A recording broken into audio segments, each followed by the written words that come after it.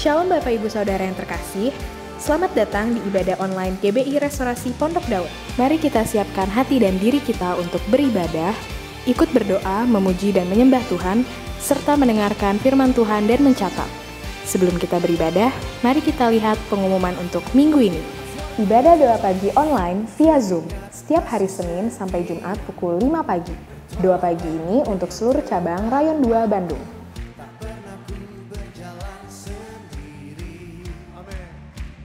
Healing Worship Online setiap hari Rabu pukul 7 malam di YouTube channel GBI Sukawarna.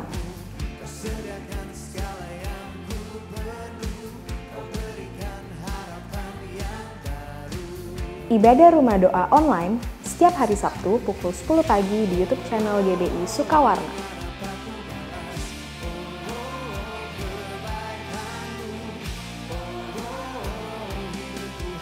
Ibadah Online Kids setiap hari Minggu mulai pukul 7 pagi di YouTube channel Kids GBI Sukawarna.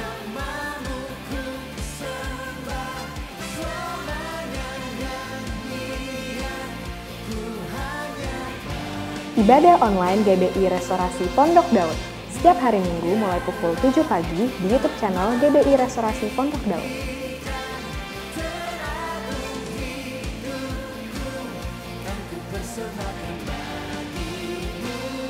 Menara Doa Online via Zoom setiap hari Rabu pukul 5:30 sore dan setiap hari Sabtu pukul 7 pagi.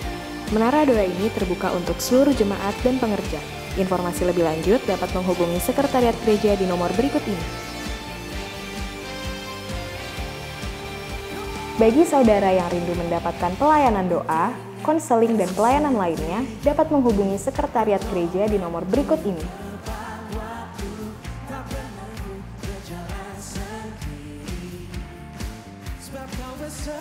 Persembahan persepuluhan dapat ditransfer ke Bank BCA 52301911681 atas nama GBI RPD SE Persepuluhan.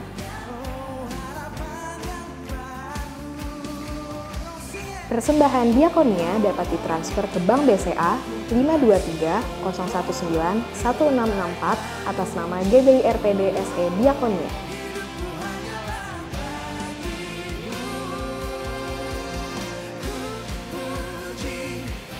Persembahan pembangunan dapat ditransfer ke Bank BCA 52301911686 atas nama GBI RPD SE Pembangunan.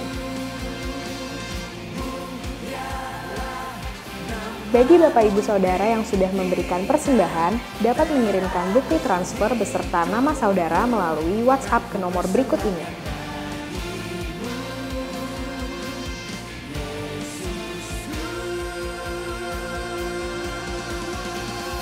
Bagi Bapak Ibu Saudara yang ingin mengetahui informasi mengenai kegiatan GBI Restorasi Pondok Daud, dapat mengikuti media sosial GBI Restorasi Pondok Daud berikut ini. Bangun kesatuannya, kau akan lihat kemuliaan, itu milik kedua. Karena Bapak sudah memberikan, jangan sampai hilang kemuliaan itu.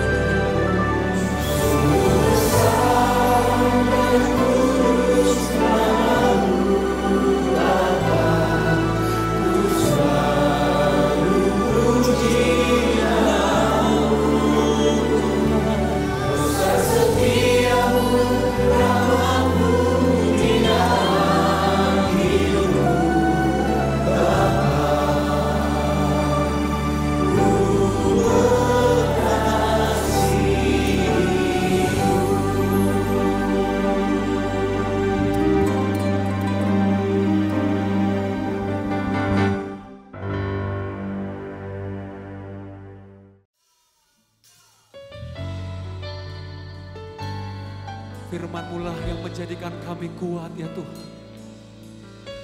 Firman-Mu-lah yang memampukan kami bertahan dan menjadi menang dalam badai sekalipun ya Tuhan. Kami datang menyembah-Mu saat ini ya Tuhan.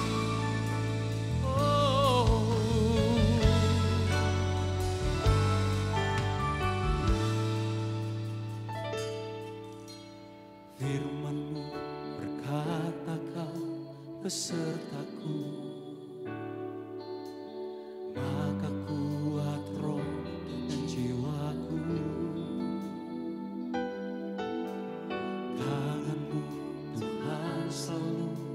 ku nantikan, di setiap langkah ku percaya. Firman-Mu berkata Kau besertaku, maka kuat roh dan jiwaku. Tangan-Mu Tuhan selalu ku nantikan, di setiap langkah ku percaya. Dengan sayap-Mu ku akan terbang tinggi, di tengah badai hidup ku tak menyerah. Kau kekuatan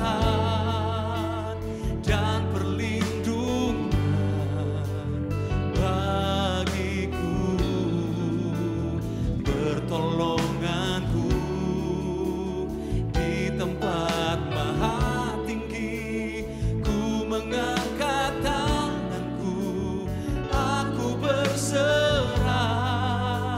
Kau ku nantikan, Kau yang ku sembah, Yesusku, Raja-Mu.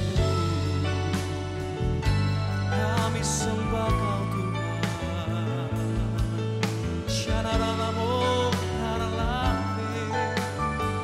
Mari bersama-sama katakan lebih lagi. Firman-Mu berkata Kau besertaku, maka kuat roh dan jiwaku. Tangan-Mu Tuhan selalu ku nantikan, di setiap langkah ku percaya. Dengan sayap-Mu ku akan terbang tinggi, di tengah badai hidup ku tak menyerah. Kau kekuatan dan perlindungan bagiku, pertolonganku di tempat maha tinggi. Ku mengangkat tanganku, aku berserah. Kau ku nantikan, Kau yang ku sembah, Yesusku, Rajaku. Mari sambil angkat tangan berkata, dengan sayap-Mu ku akan terbang tinggi, di tengah badai hidup ku tak menyerah. Kau kekuatan dan perlindungan bagiku, pertolonganku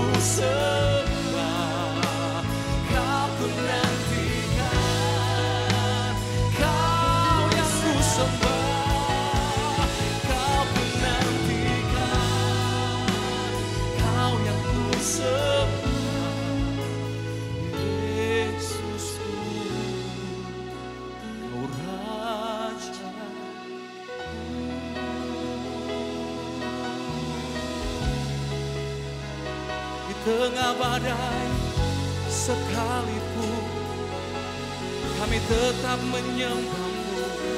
Di tengah topan yang melanda kami tetap memuji-Mu Tuhan, karena Kau-Lah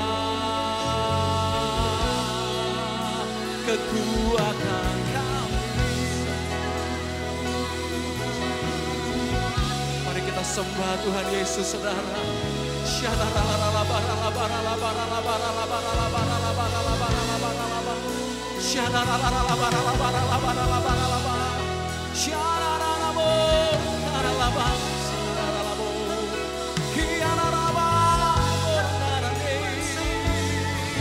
Kaulah sumber kemenangan kami Tuhan, tiada yang lain, hanya Yesus. Firman-Mu Tuhan yang menguatkan kami. Sambil angkat kedua tangan kita, saudara, mari alami hadiratnya lebih lagi saat ini. Syana karalamo, syana ralala ya sena. Haleluya, haleluya. We worship You, my Lord.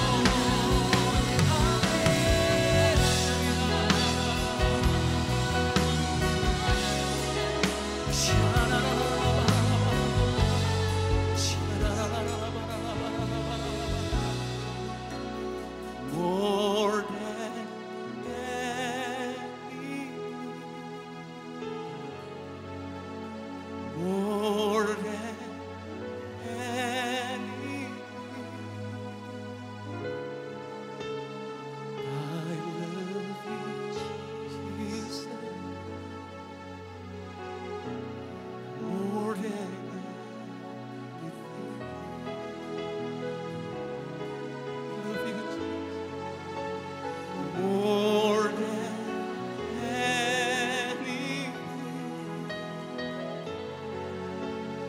more than anything,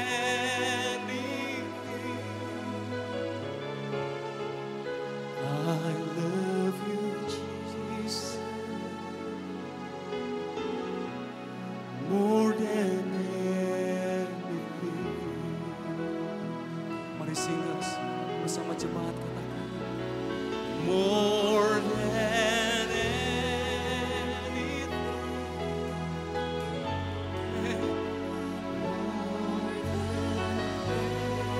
There is none like You. There is none like You. We love You more than anything, oh Lord.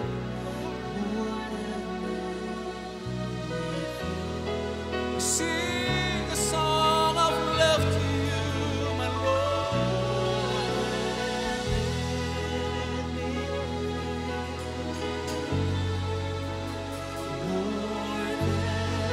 More than anything, my Lord, I love You, Jesus, more than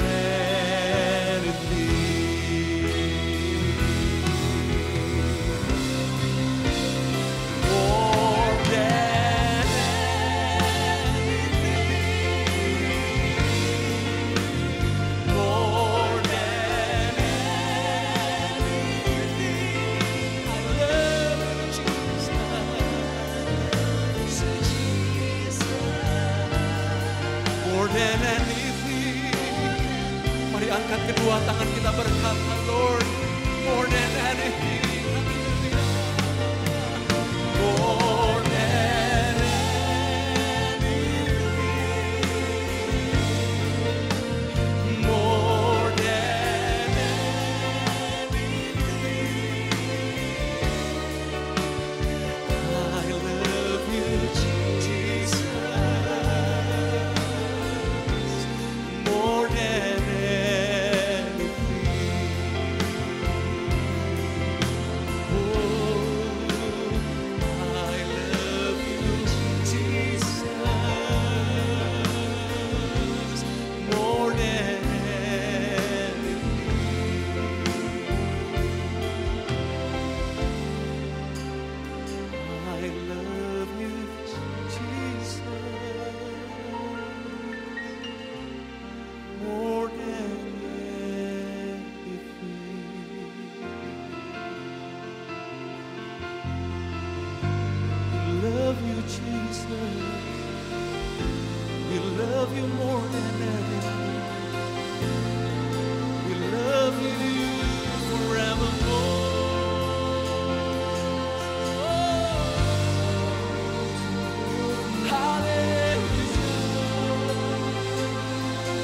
Mari sekali lagi sembah Tuhan saudara.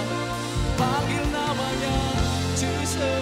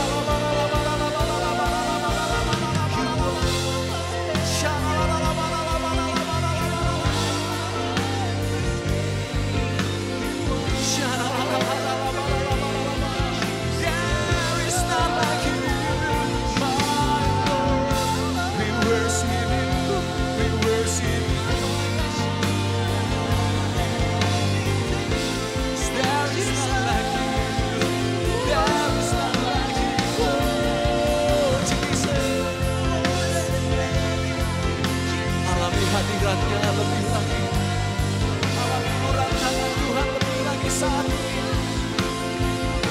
Haleluya, we worship you, 'cause we love you Lord, 'cause we need you Lord. Haleluya, haleluya,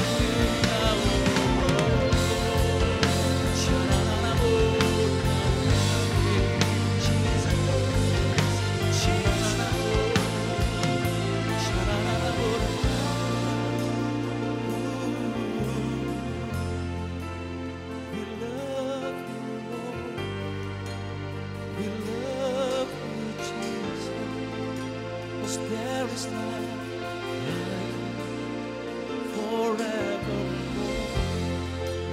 We worship you, we praise your name, 'cause there is none like you.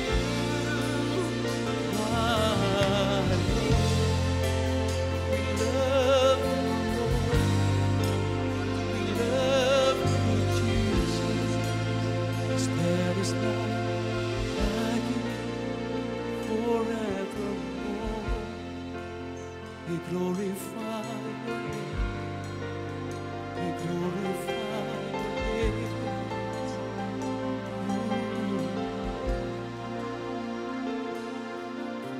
Engkau Tuhan ku tinggikan, yang bangkit dan menang, Yesus Kristus Tuhan, Raja mulia dan luhur, berkorban bagiku.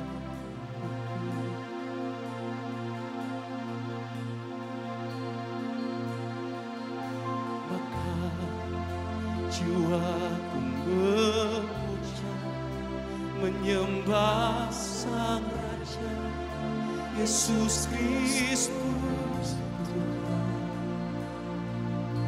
Kekal sempurna kuasa-Mu, agunglah karya-Mu. Katakan lagi, Engkau Tuhan. Engkau Tuhan ku tinggikan, yang bangkit dan menang, Yesus Kristus Tuhan, Raja mulia dan luhur, berkorban bagiku. Sambil angkat kedua tangan kita berkata, saudaraku, maka jiwaku memuja, menyembah Sang Raja, Yesus Kristus Tuhan. Kekal sempurna kuasa-Mu, agunglah karya-Mu. Yesus Kristus Tuhan. Katakan bersama, tiada satu pun yang luput dari karya kasih-Mu, ya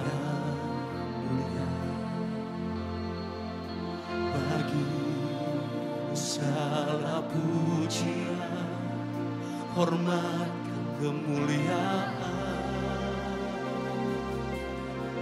Angkat kedua tangan kita, katakan tiada satu pun yang luput dari karya kasih-Mu yang mulia. Bagi-Mu segala pujian, hormat dan kemuliaan.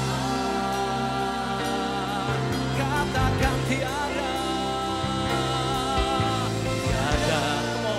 satu pun yang luput dari karya kasih-Mu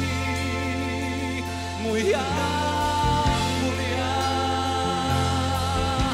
Bagi-Mu segala pujian, hormat kemuliaan. Katakan bersama, Engkau Tuhan, Engkau Tuhan pilihan yang bangkit dan menang. Yesus Kristus Tuhan, Raja mulia dan luhur, berkorban bagiku.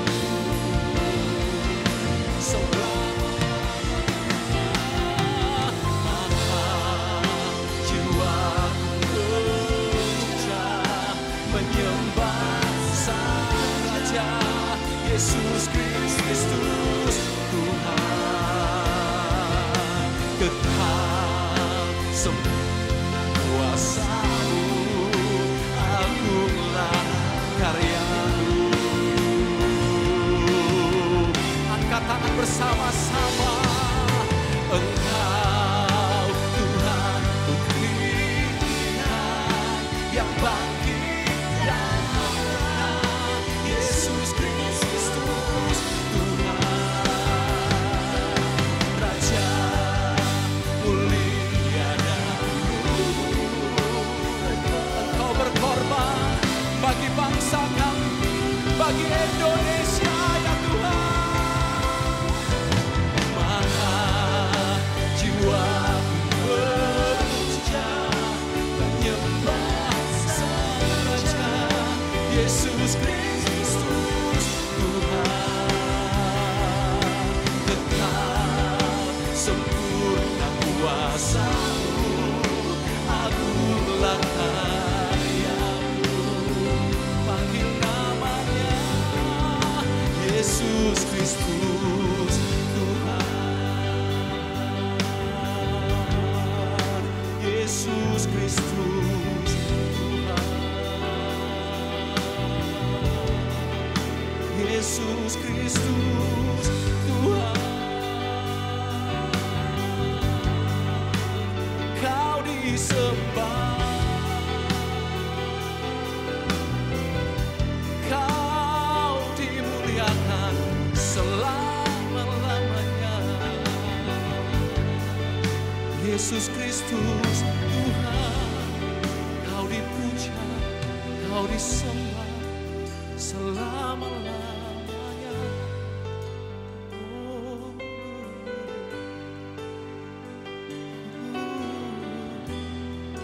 Setiap lutut bertekuk lutut menyembah Engkau ya Tuhan.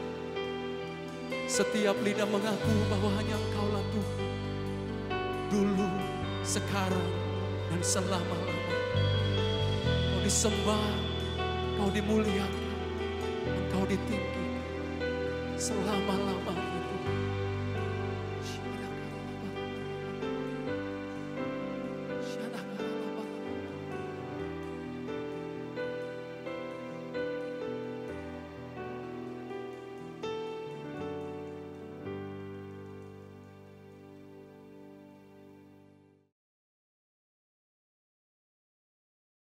Shalom Bapak Ibu Saudara, selamat hari Minggu. Hari ini kita akan membahas mengenai keselamatan yang merupakan studi dari kitab Ibrani tentang justification, sanctification, dan glorification. Atau pembenaran, pengudusan, dan pemuliaan. Sebagai orang percaya, kita bersyukur Karena Tuhan telah menyediakan keselamatan dengan sempurna. Kata menyelamatkan dengan sempurna dalam Ibrani 7 ayat 25 berasal dari kata panteles yang mengandung unsur kesempurnaan, keutuhan, dan finalitas. Hal ini menunjukkan adanya tahapan yang harus kita lalui sehingga mendapatkan kesempurnaan keselamatan. Berikut 3 tahap yang harus dilalui untuk mendapatkan keselamatan yang sempurna. Tahap pertama, justification atau pembenaran. Ini merupakan tindakan yudisial Tuhan di mana Dia beranugerah dan menyatakan bahwa semua tuntutan hukum yang berkaitan dengan orang berdosa telah Ia penuhi. Pada tahap ini, kita telah diselamatkan dari hukuman dan kutuk dosa.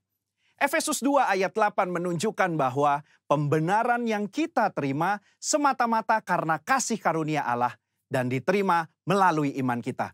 Dalam tahap pembenaran ini, Tuhan Yesus hadir sebagai anak manusia yang tidak berdosa dan hidup benar di hadapan Allah dan manusia. Yesus mati di atas kayu salib, menanggung dosa umat manusia, dan Allah menerima korban itu. Sehingga berdasarkan karya Yesus di kayu salib inilah setiap manusia yang percaya dibenarkan oleh Allah. Jadi, apa yang kita butuhkan pada tahap ini? Iman sebagai respon untuk percaya. Disinilah kelahiran baru muncul sebagai awal kehidupan rohani kita di dalam Kristus. Lalu, apakah dengan kita sudah diampuni dan dibenarkan, kita bisa berbuat sesuka hati kita? Tentu saja tidak. Ada perbedaan antara menerima keselamatan dengan hidup dalam keselamatan. Pada tahap pembenaran, kita menerima keselamatan karena kasih karunia Tuhan, bukan karena usaha atau karya manusia. Namun, setelah kita menerima keselamatan tersebut, kita harus hidup dalam keselamatan. Orang-orang yang telah dibenarkan harus menghidupi kehidupan kudus dan berupaya untuk menang atas kuasa dosa. Kita harus dikuasai dan dipenuhi dengan Roh untuk dapat menolak segala kejahatan, nafsu, dan godaan selama hidup di dunia ini. Tahapan kedua setelah pembenaran disebut dengan sanctification atau pengudusan. Pada tahap sanctification, kita masuk dalam proses pengudusan dan pendewasaan yang berkelanjutan oleh Roh Kudus dan firman-Nya. Proses ini harus diupayakan terus-menerus sampai menjadi serupa dengan Kristus. Meskipun demikian, upaya ini bukan dilakukan dengan kekuatan kita sendiri, melainkan dengan pertolongan Roh Kudus. Roh Kuduslah yang memampukan, memperlengkapi, dan membawa kita sampai menjadi serupa dengannya. Ibrani 9 ayat 14 menunjukkan, ada tujuan yang Allah siapkan bagi manusia setelah Yesus mencurahkan darahnya untuk menyucikan hati kita dari perbuatan yang sia-sia, yaitu beribadah kepada Allah yang hidup. Di dalam beribadah kepada Allah yang hidup inilah terdapat pendewasaan rohani dan penyucian diri dari segala dosa, serta proses menang atas cobaan dan godaan iblis setiap harinya. Secara praktis, apa yang dapat kita lakukan di tahap ini? Setidaknya ada 3 aspek dalam pengudusan yang kita lakukan berdasarkan Ibrani 10 ayat 22-24. Yang pertama, taat dan setia kepada Yesus. Yang kedua, saling mendorong untuk hidup dalam kasih. Yang ketiga, menghasilkan buah pertobatan dan buah roh. Di dalam tahap pengudusan ini, akan banyak peperangan rohani yang dilakukan. Maka dari itu, kita harus senantiasa hidup dikuasai oleh roh dan hidup dalam pengudusan. Sehingga kita akan menang atas setiap peperangan yang kita lakukan. Sekali lagi, kasih karunia adalah tindakan Tuhan memberikan Roh Kudus-Nya untuk memenuhi dan menguatkan kita dengan kehadiran, pengurapan, dan karunia-Nya. Melalui iman adalah kita dengan setia mengerjakan ketaatan dan latihan-latihan yang membangun manusia rohani kita sampai menjadi serupa dengan Kristus. Tahapan ketiga untuk mencapai keselamatan yang sempurna adalah glorification atau pemuliaan. Tahapan ini juga disebut sebagai keselamatan akhir, di mana kita akan diselamatkan dari kehadiran dosa. Artinya, manusia tidak lagi memiliki kehadiran dosa. Di dalam doktrin keselamatan, kondisi ini akan tergenapi ketika Tuhan Yesus datang untuk kali yang kedua. dan hanya tersedia bagi mereka yang bertahan dan setia selama proses pengudusan, dan yang telah menjadi serupa dengan gambar Yesus.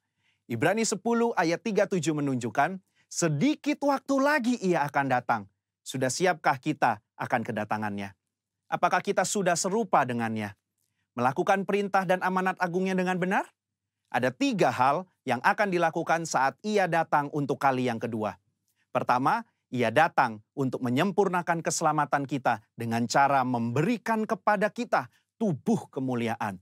Yang kedua, Ia memberikan upah kepada kita hamba-hambanya. Dan yang ketiga, Ia menyelesaikan rencananya dengan menghancurkan iblis dan menegakkan kerajaannya.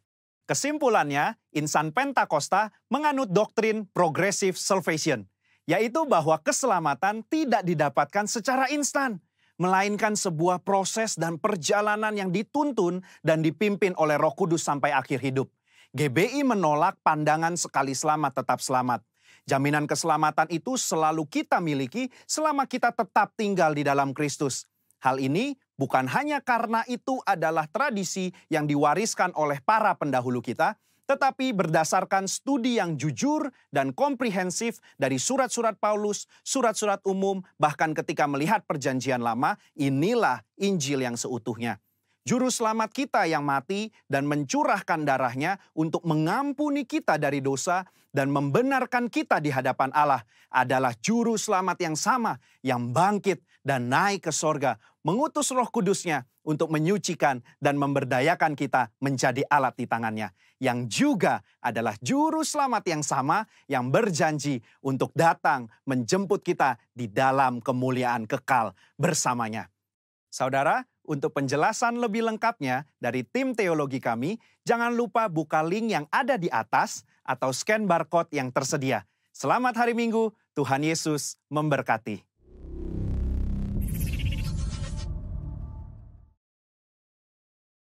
Shalom saudara-saudara yang diberkati Tuhan. Puji Tuhan, sampai hari ini saya percaya Tuhan menyertai kita. Tuhan menolong kita. Dan kita boleh belajar dari semuanya. Kita semakin mengasihi Dia. Dan kita semakin percaya akan pemeliharaannya. Bapak Ibu, sebelum firman Tuhan dibagikan, mari kita berdoa terlebih dahulu. Saya percaya Roh Kudus yang akan berbicara. Dimanapun Bapak Ibu Saudara ada. Dimanapun Bapak Ibu Saudara melihat dan menyaksikan tayangan ini. Saya percaya Roh Kudus ada di sana. Dan menjamah hati Bapak Ibu Saudara. Tuhan, kami bersyukur. Tuhan berfirman buat kami. Tuhan menolong kami, memberikan kekuatan melalui firman-Mu. Tuhan ubah hati dan pikiran kami, sehingga kami boleh tetap percaya kepada Tuhan. Dan kami boleh mengerti firman-Mu, dan melakukan kebenaran firman-Mu. Dan kami percaya kuasa firman-Mu terjadi.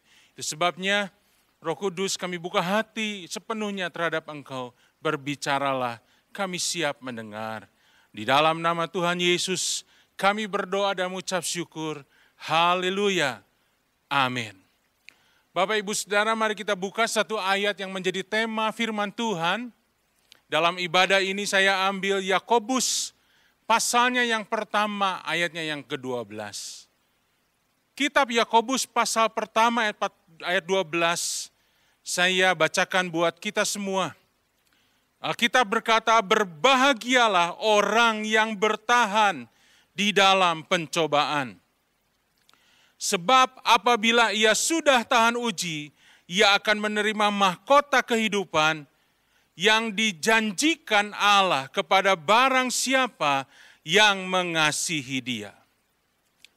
Bapak Ibu Saudara, Alkitab berkata dalam kalimat pertamanya adalah berbahagialah orang yang bertahan dalam pencobaan. Mungkin ada di antara beberapa kita yang bertanya, Pak, bagaimana kita bisa berbahagia di tengah pencobaan? Bukankah pencobaan adalah sebuah situasi yang sulit, sebuah situasi yang menekan? Bagaimana kita bisa berbahagia di tengah situasi sulit? Kalau di tengah situasi yang menyenangkan, ketika diberkati, ketika sukses, semua dalam keadaan yang baik, tidak ada pandemi, maka mudah berbahagia. Tapi bagaimana bisa berbahagia di dalam pencobaan? Bapak Ibu Saudara yang berkata mungkin ini firman Tuhannya salah. Tapi hari ini dengar Bapak Ibu Saudara, Alkitab adalah firman Tuhan dan itu tidak pernah salah. Tuhan tidak pernah memberikan firman yang salah. Ketika kita tidak mengerti, tidak selayaknya kita sebut firman Tuhan itu salah.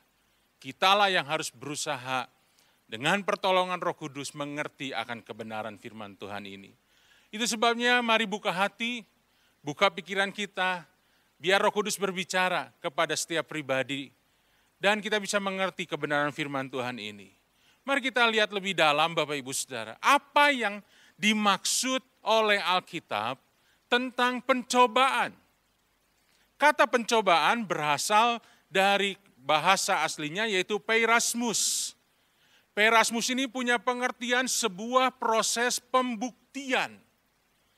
Jadi Bapak Ibu Saudara mari lihat bahwa pencobaan yang dimaksud oleh firman Tuhan adalah sebuah proses pembuktian.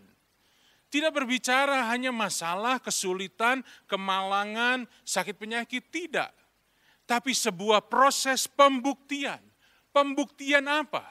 Pembuktian untuk membuktikan integritas, kesetiaan, keteguhan, dan iman seseorang, Bapak Ibu. Ayub pernah berkata, seandainya aku diuji, maka aku akan keluar sebagai emas. Jadi pencobaan di sini berbicara tentang sebuah proses pembuktian. Proses pembuktian seseorang yang Tuhan izinkan dalam hidupnya untuk menunjukkan bagaimana imannya, bagaimana integritas dalam hidupnya, bagaimana keteguhan hatinya, bagaimana nilai-nilai dia ditunjukkan oleh Tuhan melalui proses ini. Nah, Bapak Ibu Saudara, di dalam terjemahan bahasa Inggris dikatakan, dalam terjemahan King James Version dikatakan, because having been approved, he will receive the crown of life. Setelah disetujui, dia akan menerima mahkota kehidupan. Kalau tadi dalam bahasa Indonesia dikatakan, siapa yang tahan uji, ia akan menerima mahkota kehidupan. Nah, dari terjemahan yang lain kita bisa mengerti ternyata setelah disetujui, maka dia akan menerima mahkota kehidupan. Apa maksudnya ini Bapak Ibu Saudara? Bayangkanlah dalam sebuah perusahaan, satu kali pemilik perusahaan itu harus mempensiunkan seorang manajer yang selama ini dia percayai. Karena usia, karena memang peraturan, maka manajer ini pensiunkan. Sehingga ada kedudukan sebagai seorang manajer yang kosong dan harus diisi oleh beberapa orang yang akan dinilai apakah mereka layak, mereka bisa, mereka mampu untuk mengisi jabatan ini.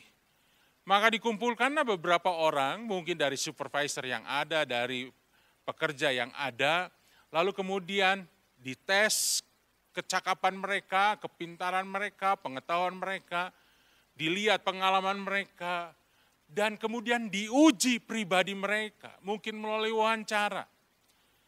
Dan pihak dari HRD menetapkan ada satu nama yang muncul, yang dinilai bahwa orang ini memang layak menggantikan manajer yang lama yang sudah pensiun ini. Ada satu nama yang muncul untuk menggantikan dan menduduki jabatan yang baru. Dan nama ini dibawa ke pemilik perusahaan. Lalu pemilik perusahaan melihat semuanya, melihat hasil tes, melihat hasil wawancara, mempertimbangkan dan kemudian setuju.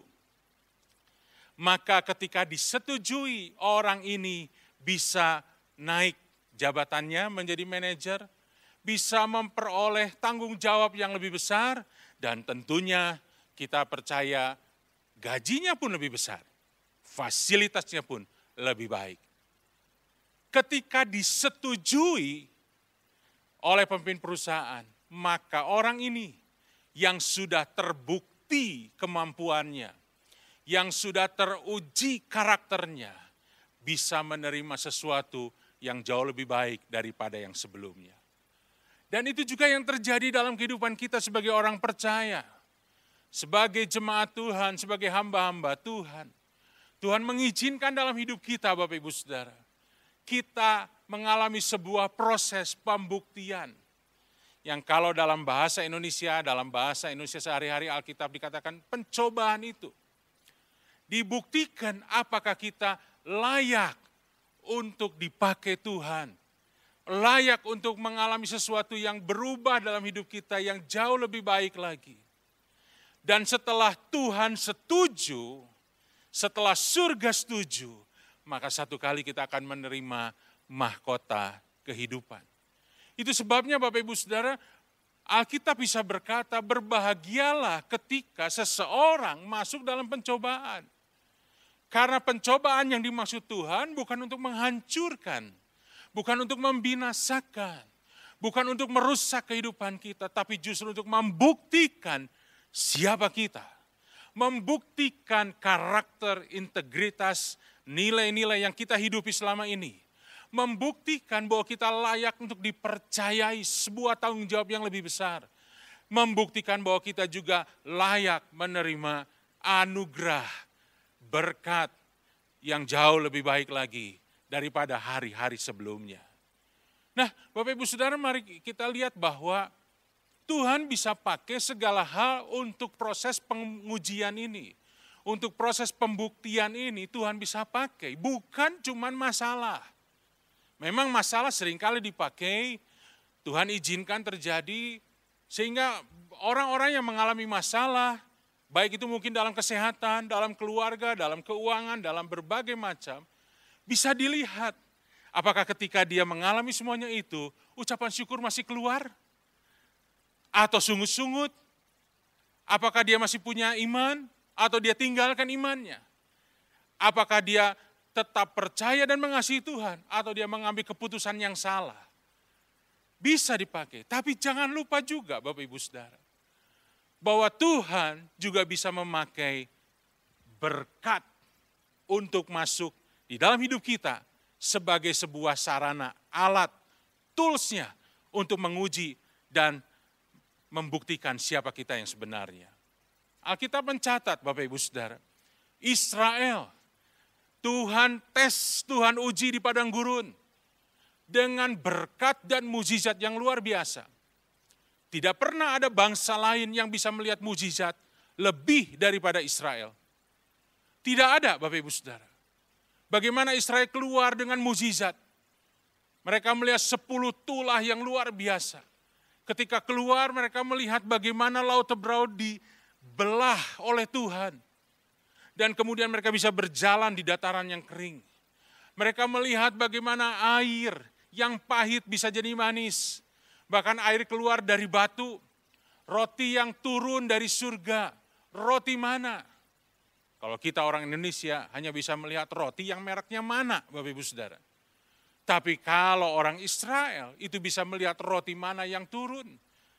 Yang turun dari langit dan kemudian mereka bisa nikmati. Di tengah padang gurun yang begitu panas. Yang suhunya bisa mencapai 50 derajat lebih. Tuhan sediakan tiang awan yang meneduhkan. Di malam hari yang begitu dingin. Yang bisa merusak kesehatan. Tuhan berikan tiang api yang menghangatkan. Kurang apa Bapak Ibu Saudara mukjizat yang dialami oleh bangsa Israel. Tapi kita tahu bahwa sebagian besar dari mereka tewas di padang gurun. Mati di padang gurun. Karena kedegilan hati mereka. Karena mereka tegar tengkuk. Karena mereka tidak percaya kepada Allah yang menuntun mereka. Mereka diuji dengan berkat dan gagal. Dari ribuan pasukan Gideon, hanya 300 orang yang bisa lulus. Kapan? Waktu ada di sungai. Sungai yang isinya air bening, air bersih yang mengalir. Ini berbicara berkat. Sungai di mana ada air bersih yang mengalir berbicara berkat. Dan dari ribuan cuma 300 yang lulus Bapak Ibu Saudara. Dalam perjanjian baru kita kenal seorang yang bernama Demas. Siapa Demas? Seorang hamba Tuhan, rekan sepelayanan Paulus, tim intinya Paulus. Tapi satu kali Demas gagal dan meninggalkan Paulus. Apa yang terjadi? Karena dia mencintai dunia. Segala kenyamanan, segala kemegahan dunia dia cintai. Jadi kesimpulannya Bapak Ibu Saudara, Tuhan bisa pakai berkat, Tuhan bisa juga pakai masalah untuk menguji siapa kita. Dan percayalah, setiap orang yang mengasihi Tuhan, dia akan bisa lolos dari semuanya ini. Justru pencobaan, pembuktian itu membuktikan kita akan keluar sebagai emas. Yang Tuhan minta adalah berbahagialah orang yang bertahan.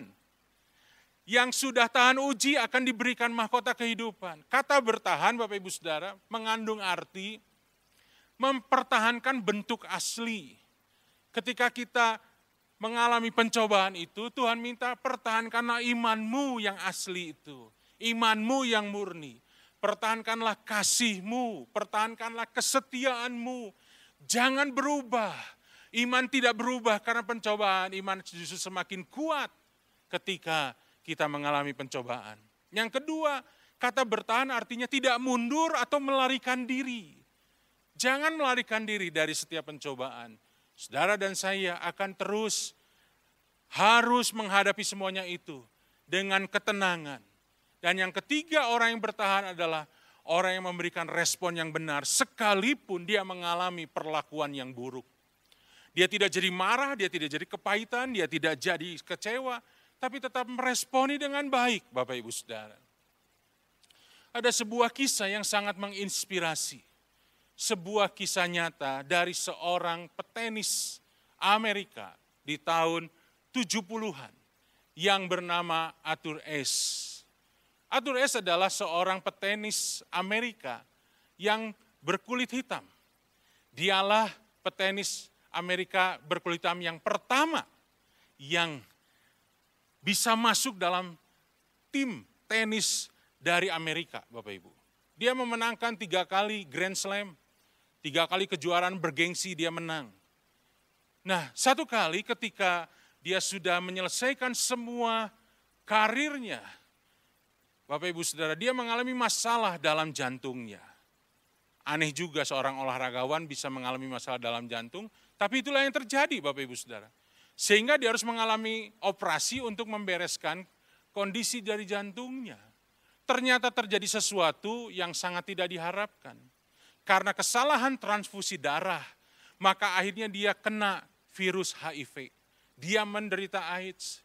Dia seorang anak Tuhan, dia hidupnya baik, tidak hidup di dalam dosa, dia hidupnya baik. Dan penyakit itu dia dapat karena kesalahan transfusi darah. Nah, Bapak Ibu Saudara, ketika dia mengalami semuanya ini, semua penggemarnya berduka.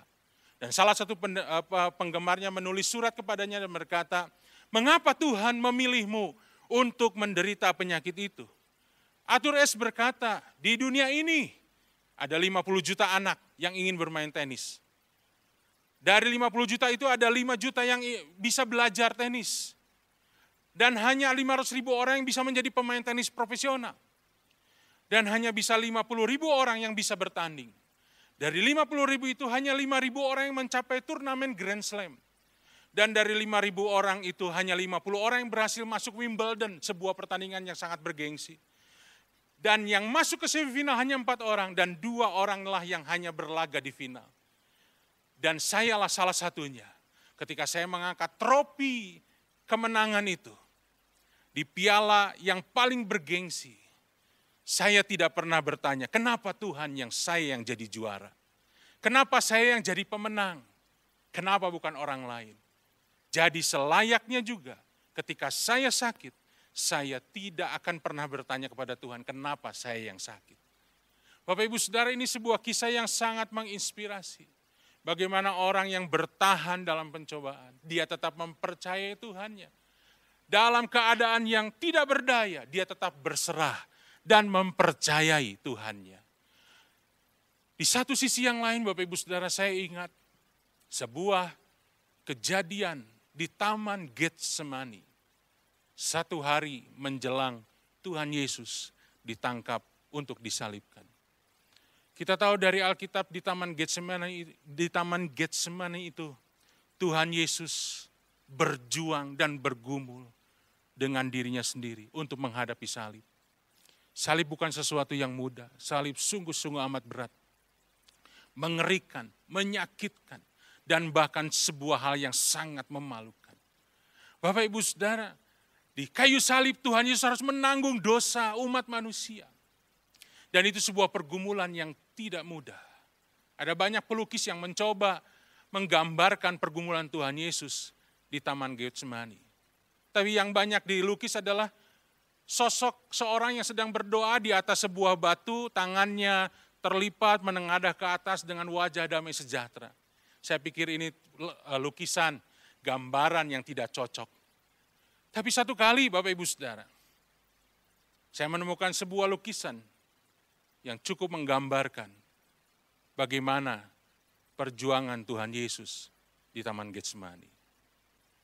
Tim multimedia nanti akan memunculkan ini dalam beberapa waktu. Bapak Ibu Saudara, gambaran lukisan ini menggambarkan bagaimana Tuhan Yesus tidak berlutut, tapi dia berbaring di tanah, persis seperti firman Tuhan dalam Markus 14 ayat 35. Ia maju sedikit, merebahkan dirinya ke tanah, bukan berlutut dengan manis, tapi merebahkan dirinya ke tanah. Tangannya mencengkram tanah, akar pohon yang adanya dicengkram dengan kuat-kuat. Wajahnya, rambutnya terurai, wajahnya penuh dengan ketakutan. Karena Alkitab pun berkata, Yesus begitu ketakutan sampai bercucur keringat yang bercampur darah. Sebuah tingkat ketakutan yang sangat tinggi. Bapak Ibu Saudara, kenapa? Karena dia harus menghadapi salib. Padahal Tuhan Yesus sebetulnya mampu. Kalau dia menghindari salib, mampu Bapak Ibu Saudara. Tuhan Yesus pernah berkata, penguasa ini, dunia ini sudah datang, tapi tidak punya kuasa sedikit pun atas aku. Waktu Yesus mau ditangkap, dan orang-orang bertanya kepada dia cuma menjawab seperti ini, akulah dia. Tidak menengking, tidak menghujat, tidak berteriak, Tuhan cuma menjawab dengan sederhana, akulah dia. Yang mau menangkapnya itu langsung rebah semuanya Bapak Ibu Saudara. Semuanya rebah, tidak ada satupun yang bisa menangkap. Yesus sebetulnya mampu. Tapi di dalam kemampuannya untuk menghindari salib, Yesus menyerahkan dirinya di bawah kehendak Bapa. Dia berkata dalam ayat yang ke-36, ya Aba, ya Bapa. Tidak ada yang mustahil bagimu. Yesus menyatakan gak ada yang mustahil. Kalau dia mau untuk menghindari salib, dia juga bisa Bapak Ibu Saudara. Gak ada yang mustahil bagi Bapa, bagi Yesus tidak ada yang mustahil. Ambillah cawan ini daripadaku. Bisa. Tapi kemudian inilah doa yang paling powerful yang Tuhan pernah ucapkan di muka bumi ketika dia jadi manusia 100%. Di dalam pergumulan dan ketakutannya dia berkata, jangan apa yang aku kehendaki, melainkan apa yang engkau kehendaki. Ketika kita tidak berdaya, berserahlah kepada Tuhan. Ketika kita mampu seolah-olah menghindar dari pencobaan atau dari ujian tes itu, menyerahlah di bawah kehendak Tuhan yang kuat. Karena kita tahu yang terbaik Tuhan sediakan buat kita semua. Mari kita masuk dalam doa. Bapa Surgawi, ada banyak pencobaan yang harus kami lakukan. Tapi hari ini kami boleh belajar dari firman-Mu. Pencobaan bukan untuk menghancurkan kami, tapi justru adalah sebuah proses pembuktian iman, kasih, pengharapan, integritas kami sebagai orang percaya. Itu sebabnya sekarang kami belajar seperti Tuhan Yesus. Kami mau berserah kepadamu Tuhan. Dan kami mau berserah di bawah kehendak Tuhan yang kuat. Kami tahu bahwa Tuhan punya kehendak yang terbaik dalam hidup kami. Tuhan tolong kami untuk melewati setiap tes, setiap ujian. Baik itu melalui masalah, sakit penyakit, kekecewaan atau apapun. Juga melalui berkat, melalui mujizat, melalui segala sesuatu yang kami sebagai manusia biasa pikirkan itu yang baik. Tapi kami boleh melalui semuanya itu dan kami boleh berhasil. Berkati jemaat-Mu Tuhan, Berkati keluarga demi keluarga, kasih semakin melimpah sekalipun semua sekarang berada banyak di rumah. Tapi kasih-Mu Tuhan yang mempersatukan, kasih-Mu yang memulihkan keluarga-keluarga di tempat ini. Berkati usaha pekerjaan dari umat-Mu Tuhan, di tengah resesi, di tengah kesulitan, di tengah pandemi ini Tuhan, Tuhan tetap pelihara umat-Mu. Kami berdoa untuk pemimpin rohani kami, Tuhan terus pakai hamba-hamba-Mu Tuhan. Bapak rohani kami, pemimpin rohani kami Tuhan.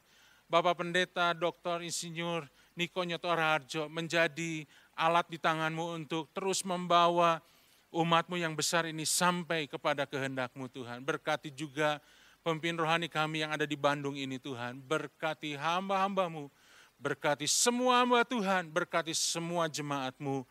Tuhan Yesus, kami percaya Tuhan, Engkau Allah Immanuel yang terus menyertai kehidupan kami. Haleluya. Angkat tangan saudara, terimalah berkat Tuhan.